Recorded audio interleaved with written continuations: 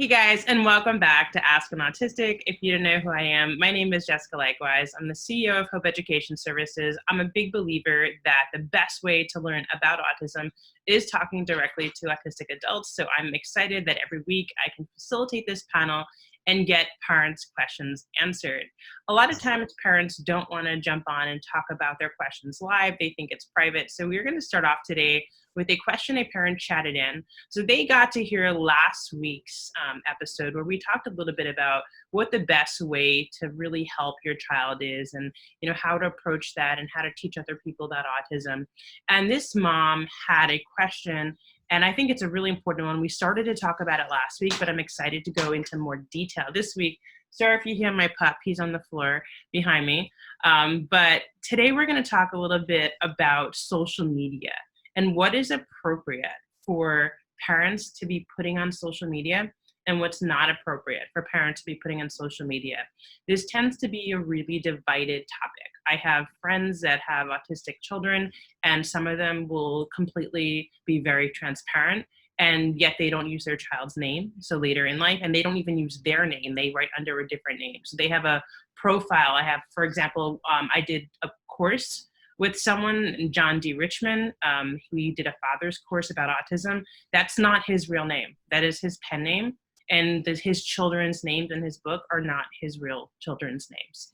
So he is completely anonymous as to who he really is. So when his son grows up, his son won't be able to go back and look on the internet and see stories of when he was younger. And then there's parents who are just going live all the time with their kids' names and showing some sensitive things, and there's like no filter at all. And I think most people probably fall somewhere in between those two categories. So today we're going to talk about, as a panelist, ask the panelist, what would you have wanted your parents doing now that you're adults and you're grown up and you understand social media? How would you feel? And we don't really have that, right? Because when we were kids, social media didn't exist. So we can't go back and look at what our parents put on the internet, because the internet basically didn't exist. But now the kids growing up, they're going to deal with something we didn't deal with. And that's the fact that parents are making choices for them. So I'm just going to ask the panelists today, how would you feel if you had to go back and see what your parents put on the internet? And what would you be wanting them to have shared, and what would you have not wanted them to share? So Michele, you're always the first one on, so you always get to go first. The early bird gets the worm. So Michele is like, I always get the notifications then when people sign on that someone's waiting. And I think it was like 17 minutes of, and I was like, oh, Michelle's on. So Michele, what would you say to the parent who wants to know what should she share and what should she not share? That's a really good question, because nowadays with social media, it's like it's in the powers in your hands about what you want to put out there and what you feel it's not to. So I know, like, to me, like, for parents, there are some things that I feel like that can be appropriate to talk about, like with autism. I wouldn't have like any films or anything about with temper tantrums or meltdowns, because I've seen a lot with that online that it was, where it's created a lot of like how can I put it? Like, it just, in a way that like to me, I wouldn't feel comfortable if something like that was online. I would, if there's anything, I would be using social media in the more, like, as a parent, it would be using the more positive way in the community, like just to have resources to find out, like, what have you done, and like that way you're not feeling like alone in your experiences, like with your child and stuff. But having posts out there that, such as like that anything that has to do with let's go in like against an individual, like I feel like that should not be online whatsoever. But anything that's like resourceful, anything that's going to actually like help others, and for your own kid, like growing up, like they'll understand, like, this is what, that we're learning from each other and everything, and just to help and to support in every way that you can for your kid. That would be my answer to this. Yeah, I think that's really great advice. I mean, for me, if you're celebrating your child's win, right? If you're saying, hey, my child today, I'm so excited because today I was playing cards with my child and I said ready, set, and he said go. And that may seem so small to you, but we worked so hard to get here and I'm so proud of him. That's like one thing as a parent. And then and you want to celebrate wins and you want to share what's working and you want to be able to communicate with other parents. That's a very different thing than, your child doesn't want to leave the playground and then they're having a meltdown and as a parent, you're like recording it and putting it online. I honestly don't understand why anyone would do that. That bothers me so much when I see that. It bothers me a lot when I see that because it's like, it just creates a negative feeling about just for the child too. Yeah, and it's like, I kind of wonder like what kind of person is as opposed to supporting the child is like taking a video of it. I'm like, really? Yeah. I'm like, what is like, I just tend to I don't understand that logic at all. And not only whether they're autistic or whether they're neurotypical, like it doesn't matter. Like if someone's having a difficult moment, I've had my moments, there's things I would not want online, right? Like last night I was working on a website and I just couldn't get something to work. And I just was like, very close to tears and I poured a glass of wine and I had a moment last night and I wouldn't want my moment on the internet, right? That's not I might be willing to be authentic and share about it because everyone can relate to it. But in the same sense, like I would be really upset if when I was having my moment, like my mom decided she was going to record it and put it online. And it sounds ridiculous as an adult, but parents do it to kids. So I tend to be in agreement with you. That's the YouTube channels. Like I've seen YouTube channels of with families documenting about with their children living with autism and it just you need a boundary with that like what I've been talking about. That would be something I wouldn't for parents. I really wouldn't want to see that, just because to create that atmosphere of, Yeah, and it's hard. And, and especially if a child really is more severely impaired and as they get older, sometimes I feel like parents are looking for sympathy or they're looking for people to relate to how bad it is. And they want social proof of look what I'm going through, but and as a parent, you might really genuinely need professional help, but that doesn't mean that you have the right to be sharing your child's information publicly. If you need to do that within the context of seeing a psychiatrist or psychologist, or you want to show your behaviorist, it's if I'm working with a family, it is perfectly legitimate for them to record a video and show me and to say, I'm so frustrated. But that's very different than putting it online. So if you need that as an outlet and a resource, or even if you're part of a parent support group, where whatever's said in the group stays in the group, fine. But social media, it's just not the place for that. It's not okay. And even if it's a parent support group on Facebook, that's memorialized for all time. And Michele, you said that you really didn't start talking until you were 6. What if when you were 4 or 5, your parents were putting these epic tantrums that you had? Let's say now, I mean, realistically, if I just met you, I wouldn't know that you identified as autistic.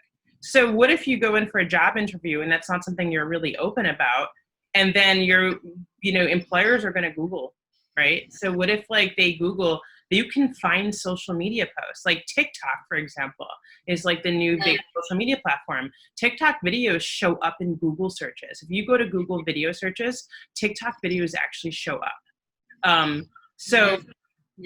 What if your mom decided she was going to put a TikTok video of you having an epic meltdown when you were 7 and saying look at Michele, look at her autistic meltdown, look how frustrated I am as a parent. And then you go into this job interview, I know you're not 27, but 20 years later, we'll just exaggerate, 20 years later, and then all of a sudden now you're outed to your employer. So I don't personally find that fair. As a parent. So I think it's just keeping in mind that I think oftentimes, and we talked about this last week, people can disregard a person's feelings either because they're autistic or because they're a child. And that's not appropriate. Yeah, it's not. Okay. So Jeff, you were very, Jeff is like a social media influencer. He has a Facebook group and he's really big on social media. We're going to be hosting a roundtable, which we keep saying, Jeff, we have to meet this week to plan it out.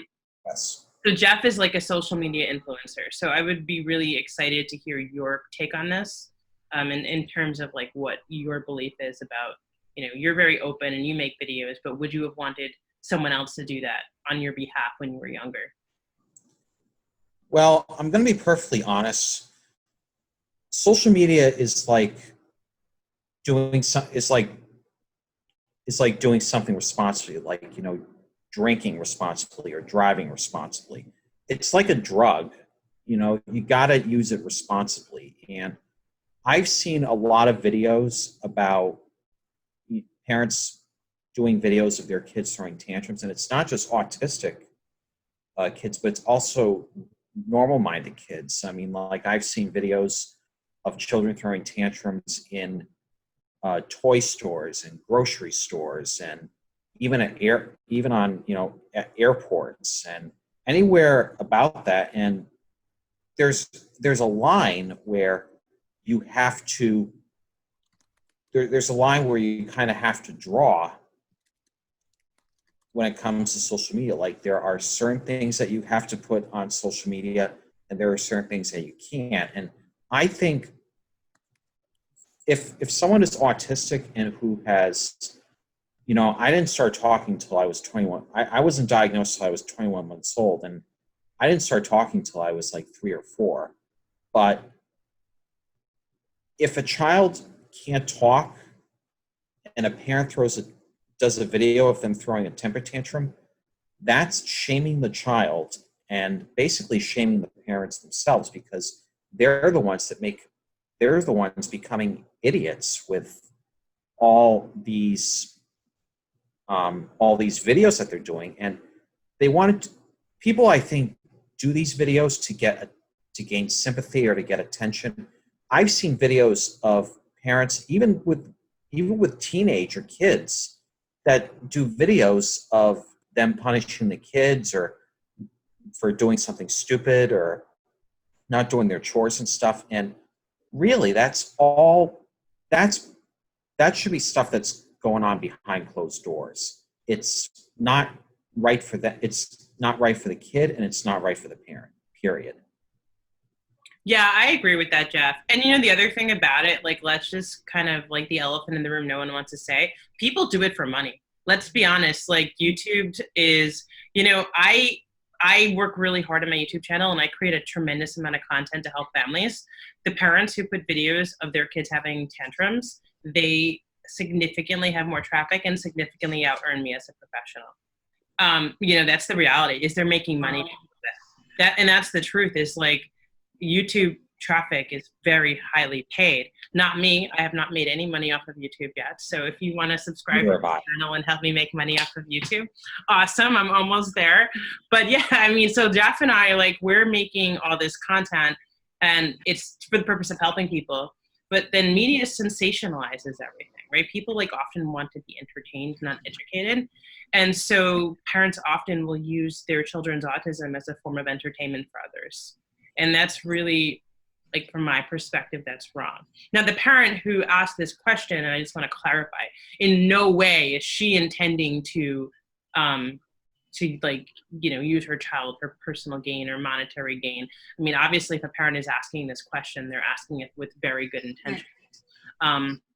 So from that perspective of, like, this parent having very good intentions, Jeff, what do you think is appropriate for her to share in a way that, like, when her child grows up, he's gonna look back and be really proud of what she did for him? In the same way, Lisa is like a mommy blogger, and we could even have Lisa address like what she's decided to do. Like, she, you want your parent, I would want, if I had any sort of struggles, and I would want my parent to look back and say, wow, my parent really fought hard to make me who I am today, and I'm really grateful. And I would want to do that for my child, and I would want my child to know, and I would want to inspire other parents in order to be a leader if my children had struggles. So I mean, I don't have children, but I hopefully one day will. And you know, if there's any sort of struggle they have, I want to be the first person to step up to the plate for them. But you know, what is an appropriate way to do it? Because I feel like there has to be an appropriate way to use social media, to use a blog to move things forward. You know, what kind of content would you be really proud of your parents, Jeff, if you look back and said, wow, I'm really happy my mom did that for me and for my community? Well, I would probably focus the thing that I would focus on is just focus on doing videos of, like, you know how we grew up in the 80s, all of us here practically grew up in the 80s and 90s. And you know how parents would take videos of their kids, you know, doing something? That's what they should focus on. I mean, like first birthday or Christmas or whatever holiday, Halloween, Thanksgiving, 4th of July. Those are the kind of moments that I think if parents want to do videos of their kids, that's what they should be focusing on. Just the happy moments. And one day when, you know, we all grow up, when the kids grow up, they can look back on those YouTube videos and they'll say, oh, I was like that. I was like that. And they'll be, you know, grateful for parents. They'll be grateful to their parents for capturing those memories. So basically, social media is the current evolution of all those home videos that we made back in the 80s and that our parents made back in the 80s and 90s. Yeah, absolutely. And I like to watch those videos when I was a kid. And, you know, I was a little fresh as a child. So there's some videos of me acting out, but mostly my parents weren't trying to capture those. I just usually managed to turn a happy situation into a not happy situation. But, you know, it is what it is, right? So that's just my personality. If you want to be a pioneer but that's what happens when, like, kids that throw a lot of tantrums grow up. When they grow up, they create change that they don't like to see. They want to see in the world. So that's what happens. But yeah, I agree with that, Jeff. And I like to watch those videos. And so yeah, great points. Thank you. So Rachel, I know that you very much, like, you create a lot of content. You very much self-identify as an autism acceptance advocate. So I am interested to hear your perspective on this, because I know you probably have a very strong opinion one way or the other on this topic. Yeah, I mean, I know that my mom did film all of the best parts of me, but there was no internet to post it on. And that's kind of how I feel. I don't think that people should be posting any of that stuff online at all.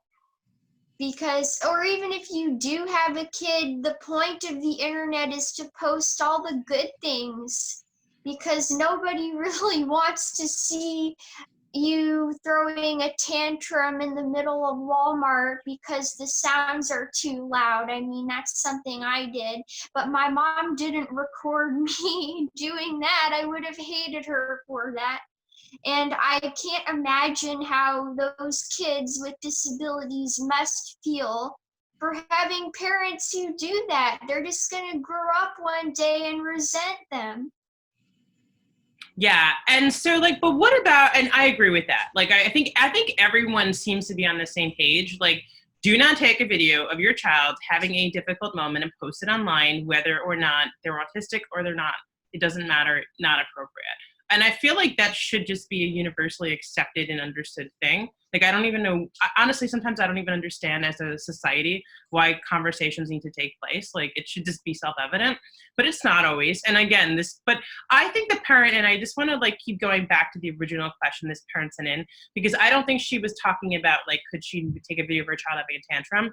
Like, if you're writing a blog, for example, you know, if you're leading a social media, a Facebook group as a parent, you know, is it appropriate to, like, share what's working and what's not working for your families. And, maybe you're writing under a different name and just saying, today, like my son had a really hard day and we were playing, I was really, really excited because I wanted to take him to the zoo and he loves animals. And I was like all day, was so looking forward to it. And we got there and I don't really know what happened. Like he just had this total meltdown. We weren't even able to go into the zoo. And I'm just so disappointed because I wanted nothing more than to create this beautiful moment for my son. And it just didn't work. And, as a parent, had you ever experienced this before? And, what did you do? So like, and there you're sharing something. Do you think that's appropriate as a parent? Like, cause it's hard because like, it's hard because like as a professional, as a parent, I'm like, well, it seems like it's okay. But then when your child looks back on it, is it actually okay? And, should the parent write under a different name if they're going to do something like that? What is your perspective on that? I would have just kept a journal because whenever I'm feeling sad or want to document things, I always write in a journal. So maybe as an alternative to that, the parent can keep a progress journal and be like, my kid did this, my kid did that. It's the same thing. But I think the person is also being very smart using a pen name because then their real name is not out there. Yeah. And I tend to think in general, I tend to be of the opinion that if you're going to share intimate details of your child's life, you should probably be using a pen name for your child, especially in publication. That tends to be my perspective. Yeah, and Jeff says it's a privacy issue. It's a personal privacy issue, and it's, yeah, exactly, Jeff. Jeff is saying that there's other ways to make money and help the community than exploiting basically a child. But, but most parents who are doing something like a blog are not trying to exploit their child. And most people are also not even trying to make money. They're trying to help the community. So Lisa, I'm going to ask you to step in here at this point, if you're okay with that. Because I know, like I said, you have a mom blog. And you've been putting in the chat that like you would never just like if your son's having a meltdown, the last thing in your mind is going to be like, ooh, let me capture this for my blog because I want to show my listeners what a tantrum looks like, right? So what is like, how did you choose? Because I think the parent who asked this question is trying to do something similar to what you've done. What have you chosen to do in terms of like respecting your son's privacy? What are you sharing? What are you choosing not to share? How did you kind of come to terms with that? Yeah, that's a great question. And it actually took me many, many months to figure out what information I wanted to provide and how I wanted to provide it. Because my son's privacy was my biggest thing. Like I don't even have, the only social media I actually have is LinkedIn. And I just recently created social media accounts for my blog, because I'm not the type to post like personal videos and stuff of my child. Just, I don't know, not my thing. But, so as far as my blog goes, I mean, my whole purpose as a parent of an autistic child is there's a lot of things I am experiencing right now and a lot of things I am learning as a parent. And I know that all the other parents out there who have an autistic child for the first time, they're having to learn all of this stuff as well. They're having to go through speech and OT and special ed school and IEP and all these things that we've spoken about on this podcast. And my purpose is to share what I've learned with other parents, because it's a lot of information to filter through, and you have a lot of stuff coming at you from all different sources, some reputable, some not reputable, and then you see those parents out there doing videos of their kids throwing tantrums, and you have the parents that aren't. And my thing is, I don't post videos of my son on my blog. I do speak about things that we've experienced, like things that we've run into with sensory issues or virtual school and how we work through it so that he can be successful. And at the end of the day, it's not talking about things that are challenges for him necessarily, but more so to inform and inspire other parents to work with their child and work with their child's team to help their child be successful in their own right, however that's going to look for that child. Yeah, and you did a beautiful job of that. Like Lisa and I recorded a video together, and we'll just put it in the links to the comments of this. If you wanted to, how she shared about how her child basically overcame, struggles with homeschooling and what is working. And it was great because she did it in a way that didn't highlight the difficulties. But I mean, let's face it, everyone had difficulties transitioning to homeschooling, right? So it's not like, wow, I can't believe Lisa said her son was having a difficulty transitioning to homeschooling. Hello, the entire world, all of a sudden, parents became teachers. And like, even therapists were like, what are we supposed to do? We're like, what? I mean, like, when I was first told for the first time, I had to figure out a way to like do teletherapy with the 2-year-old. I was like, you've got to be freaking kidding me. I was like, literally. And then we figured it out, and it wound up being really, really like, well, but the same way parents had this like, no friggin' way, like, you've got to be like joking. That's the exact same moment that therapists had. And so, yeah, it's like everyone was struggling. So it's okay to say like, hey, yeah, this is obviously everyone was struggling. Here's what we did to make it work. And I think that's a beautiful way to do it. And, it's hard. Raising kids is hard in general. I mean, raising my dog is hard. Right? Like I wanted like literally 5 minutes to myself. I'm at my beach house. I've been working crazy hours. I just wanted to see the ocean, and my dog can't come on the boardwalk. Well, he cried like a big baby. Like he is like an 85-pound pit bull. He sat in the window and he watched me, and he sounded like a chihuahua that his paw stepped on. Like his whole world was falling apart as I was walking away from the house. And so I'm like, all right, dude, I just went and grabbed him, and instead we went to look for a cheesesteak that someone dropped on the floor. I mean, like, it is what it is. It's hard to be responsible for another person. So it is always a delicate balance. And as a parent, you probably do need support, and you probably need an outlet, and you probably need a community. But, like Lisa said, there's a way to do it that's moving forward and respectful. So Jesse, what is your perspective on this? I know you're very big into social media as well. My thoughts are that I think someone said you said yourself, Jessica, you would not want to be profiled publicly and shamed in the cyber town square one of your really bad days. And I think that the internet is useful, and sometimes it does help to see videos of children having a tantrum, because every mother feels that they're not good enough, and that they're not doing as well as the mother down the street with the child who also has autism, who is socially challenged but is extremely well behaved, unlike your child. But that particular mother may not document the really bad days. So it does help to see that other people are struggling, and that these meltdowns have nothing to do with the child being spoiled or bad parenting. I think that parents should never profile their child if it's a once in a blue moon bad day. I think that these videos should exist, and people should vent if it's a chronic ongoing problem where they're desperate and they've exhausted all options, and they say to themselves, I'll try anything. Can anyone help me on the internet? Does anyone know what's the best solution to manage this problem?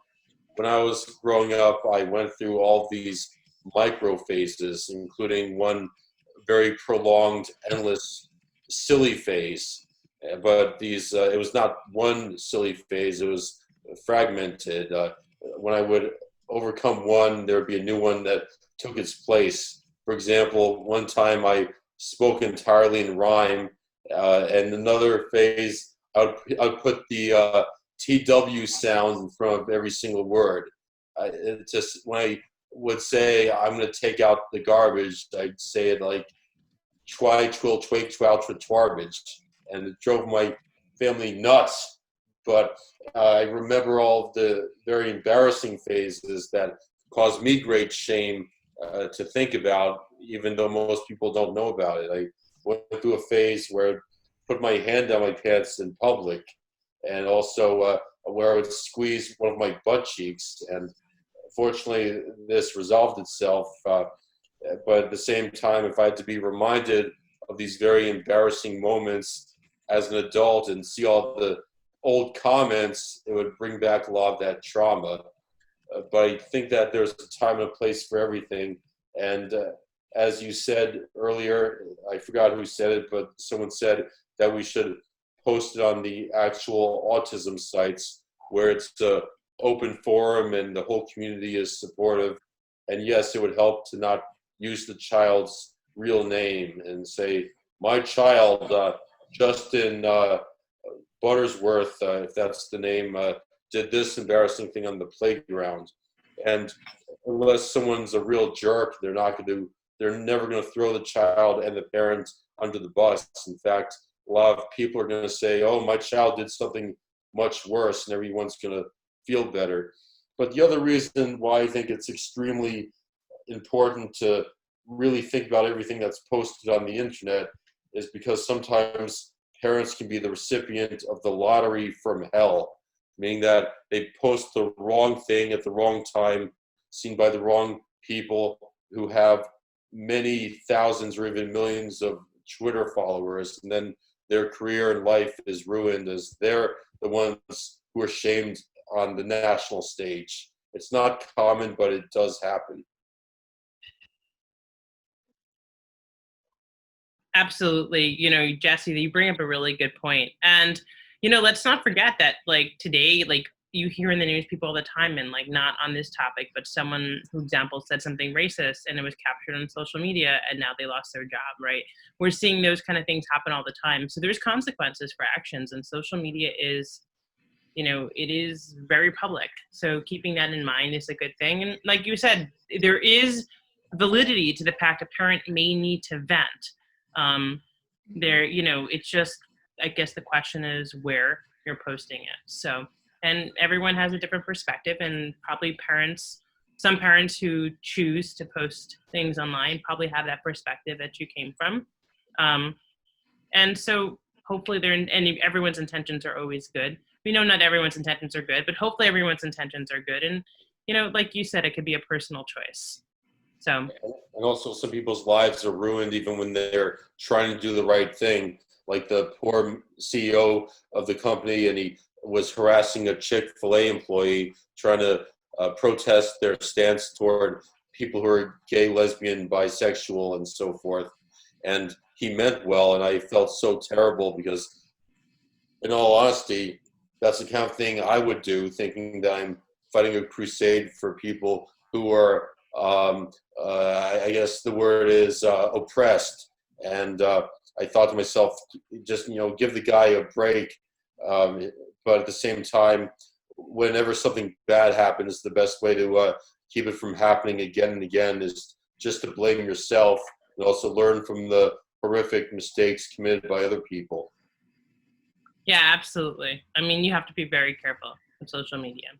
So, Aidan, what would you, welcome Aidan. Aidan jumped in. We're super happy he was able to come.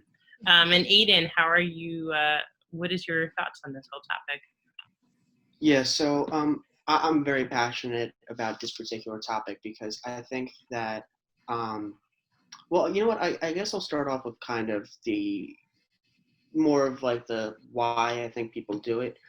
I think it's really exhausting to, you know, having a child with special needs can be exhausting. Now, I'm not a parent, and I don't know what that's like, but the truth is that it can be a little bit draining, and it's hard to say, and it's hard to say that out loud because people think, you know, some people really don't want to hear that, but the truth is that it absolutely can be draining. I mean, the moments when, let's say, you have a child with on the more severe end of the spectrum, and let's say they scream or they bang their head, or there are these behaviors that are really taxing on a parent. That's the type of thing that I think a lot of parents feel.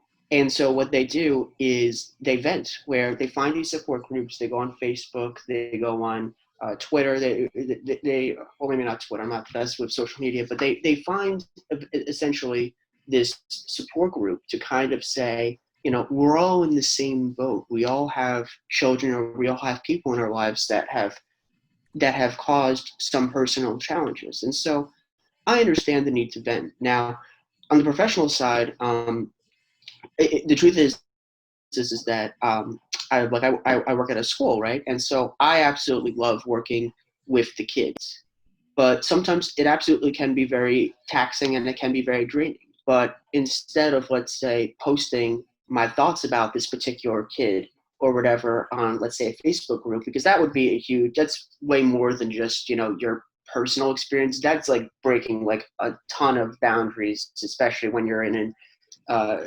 professional setting. So, and some people seriously have made that mistake where people in the professional setting have, released these narratives of, my student did this or they did that. And I just think that it's really not the way to go. So on the professional end, what I do is that, let's say if I need to vent, I tell myself, and this is the God's honest truth, and I feel this permeate throughout my soul, is that I love each and every kid, no matter how draining and no matter how frustrating things can be. And sometimes what I'll do is I might have a friend or a coworker or whatever that I really connect to, and we say it in a private way, not insulting, demeaning the kid whatsoever, but saying, I don't know what to do. I'm frustrated, or geez, this was some piece of work or whatever like that. Saying it those ways I think it's healthy because don't we, people who are neurotypical, I think we vent about people who are neurotypical all the time. Like, let's say, you go to a friend's house and you talk to your other friend and you're like, hey, he was really kind of making me feel uncomfortable, or we vent on a normal way. And I believe it's absolutely okay to vent about kids that have special needs, but you have to be specifically careful, because then you start, if you, let's say, put it into a social media presence, it can unlock the gates, a whole flood stream of criticism. In other words, if you use a particular child's name, if you release really pertinent details. That's why I really don't like using social media for that type of stuff. The only things that I really do on social media are to really talk about my organization and make vlogs about social justice every once in a while. So I find myself, if I do feel the need to vent, I find myself really doing it in a private, in a really compassionate way, because we all need to vent. You know what I mean? We all have that moment where you reach your maximum, but don't let your maximum get to the point where you're putting another person's life in jeopardy. Now, on the opposite end of the spectrum, while I do understand the need to vent, or the need to not necessarily always vent, sometimes you really don't know what to do. Let's say you have a child that is really just really having significant behavioral issues. You don't know what to do. Sometimes you can pose a question or whatever to the Facebook group or to a group of people or whatever. On the opposite end of the spectrum, there are people that have abused that type of responsibility of taking care of a child and have greatly, that's the one thing that really gets a rise out of me. I don't know if you guys are familiar with this, but obviously there was a story recently where the social media influencer adopted somebody from China. And right, yeah. So what happens is, I just want to talk briefly about that case because that's the one thing I'm so passionate about. You go through this whole journey, you monetize your videos, which is essentially, they're telling YouTube, you know what, I'm making videos, let me make a little bit of some return on investment of doing, creating these videos. So here's this woman that's making all of these videos about, I'm so happy I'm going to adopt this child, and she's crying a little bit. Really like she should win an Oscar, honestly. Like all of this, like it's like a journey. I feel like I was watching like This Is Us or something. And so she finally brings the child home, and what happens is that things get too tough. Things get too tough for her, and you check out. Now, sometimes, and it's very rare when this happens, but sometimes it's out of your pay grade. No matter how much training you could see, if you could be a PhD in applied behavioral analysis or whatever, sometimes things are out of your pay grade, and it's a very sad and it's a very heartbreaking thing. But parents sometimes have to send their kids to a residential placement, or they have to send their kids to a hospital where there are people that are able to handle that. And it's a very tough, and it's a very taxing, and it's a very sad decision. In this particular example, and the reason why I really want to talk about this example is because of the fact that it's not only am I really passionate about it, but it's really I think it's a huge example of really what it means to really abuse and take advantage of the situation. So what happens is that this child, he comes home finally all the way from China, which is very far away from the United States. He's in this completely new environment. He's autistic. And basically things were very challenging, and I'm sure, but he started this ABA program, and a lot of times ABA is hard. It's very hard, and a lot of times, especially he was a young kid, especially having ABA done at a young age can really rectify a lot of the issues. And personally, if I had a child that was in ABA, it depends on the specific circumstance, but I did read the post that she was making, and it really didn't seem like it was one of those like last chance decisions where it's the most challenging choice and you have to send the kid to a residential placement. Now, I'm not the parent and I wasn't privy to what exactly happened, but the way it was framed really was just this kid was having a little bit of a hard time and ABA was a little bit taxing. And really, in my opinion, and I'm not trying to shame this woman, but I will shame her in a minute with the social media nonsense, but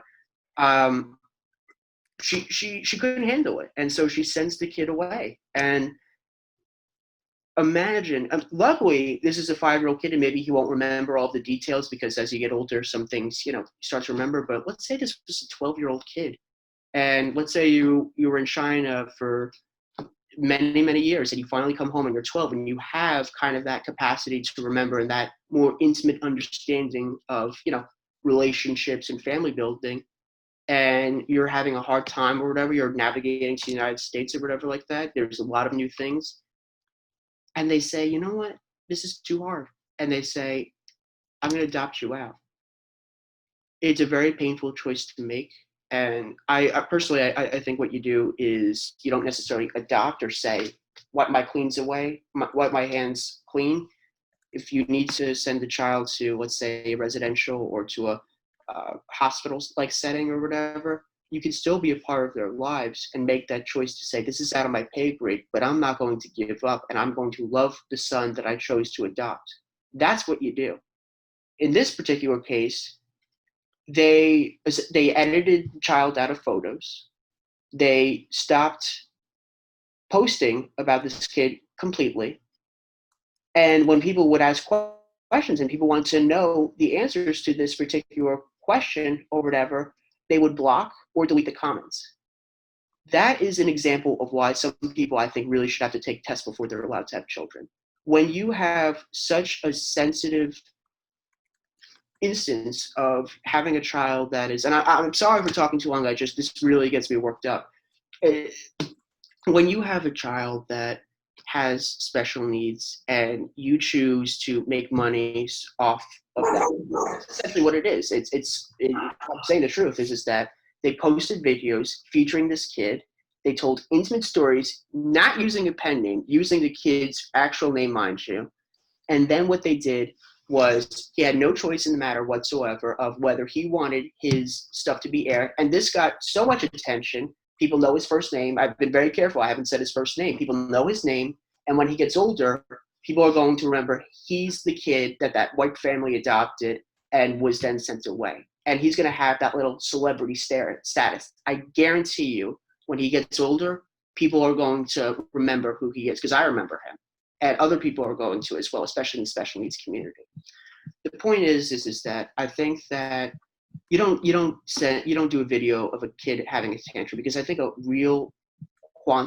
small quantum of all of this is that some parents out there, they really do want the attention. Some of it is seriously attention-seeking behavior. And I really am not a fan of attention-seeking behavior. Like, I'll give an example. There are some people on Instagram, let's say, they post provocative pictures of themselves, and then they'll have like a caption like summer vibes or like, just chilling or whatever. Say what you really mean, like say, I'm feeling confident about myself. I want some attention. If that was the caption, I would like it. I would share it. I would do whatever you wanted with it. But this need, and I think society overall has gotten to this point, this need of avoiding what you actually want. It's not wrong to ask for attention. Sometimes you're really lonely, you're upset, whatever it may be. It's not wrong to say, listen, I'm not feeling good about myself, or I want attention or whatever. This need to kind of, dance around that issue, not just in the Instagram, but also with parents. It's hard raising a child. I don't know what that's like, but I do know, being with kids for 8 hours is draining. These parents are with them 24 hours, essentially, in some aspects. And so what it is that they don't say, I'm having a really hard time. I'm really, I need some attention right now. I need some support. What they do is they're manipulative, and they go through this system where they do the whole crocodile tears. And some of them really aren't that upset. They want the money, and they really want that poor you, I'm really sorry and everything. Not all people are like that. I'm just talking about the real extreme end. And then what they do is they take this kid through the ringer. They basically, they say, he's really challenging and everything, and they make money off of it. They will show the picture of the tantrum. I've seen it on Dr. Phil as well. Parents will seriously do that type of things. It's exploiting children. I think that there should be laws against it, in my opinion. And I think that it's really shameful, because if you really want attention, you spend $110 for the therapist appointment. You don't go and post pictures of your children hoping to get a rise out of someone and hoping to get that sympathy and hoping to get I don't know, some money off of that. That's not real life, and that's not something that you can just do. I think that it's disgusting, and I think that she should really be ashamed of herself. And I think that people who seriously do that type of thing, not just with their children, but let's say people with mental health disabilities, or they want to film that, there's a quality that people really, it's almost like a pornographic type of thing. People kind of are interested. People are intrigued. They're like, wow, this is a different type of person that I've never seen. I kind of am interested in seeing the tantrum or the drama. Or it's not a TV show. This isn't some type of drama or thriller or anything. This is a child's life. And to put it on cyberspace, especially, because there is never, no matter what they say, it's always going to be out there. To put it on cyberspace, especially, and to put it in a position where that could follow a child for the rest of their life, is disgusting. And they should really be ashamed of themselves. And I think that we as a society, especially the special needs community, really need to understand the sensitive nature of a child's needs. And it's okay to vent, but there has to be that balance where you use the pen name, or you don't film the video of this tantrum. You do it in a private way, or you say, hey, can I meet up? You go to the parent group and say, hey, can I meet you up with coffee? And you talk about it like, I don't know what to do. That's the right thing to do, rather than using the child's first name, last name, middle name, whatever, to, posting all about it. It's drama, and part of it is, poor me. I want that. I want them to know that I'm in pain and I'm struggling, and this is, this isn't privilege for me. So I guess really that's my take on it. And I think that we really overall need to, these people need to get a grip, and they really need to really understand the ramifications that they do. So that's my diatribe. I'm going to stop now. And yeah, no, I know you're very passionate about that, and thank you for sharing. But all right, guys, thank you guys so much for being part of this. This has been another episode of Ask an Autistic. We had a lot of really great conversations. We do this every week, Tuesdays, 8 p.m. It's live. If you have questions, you can come on. If you want to register, you can head over to my website, hopeeducationservices.com, and the link is on there to register for the event. So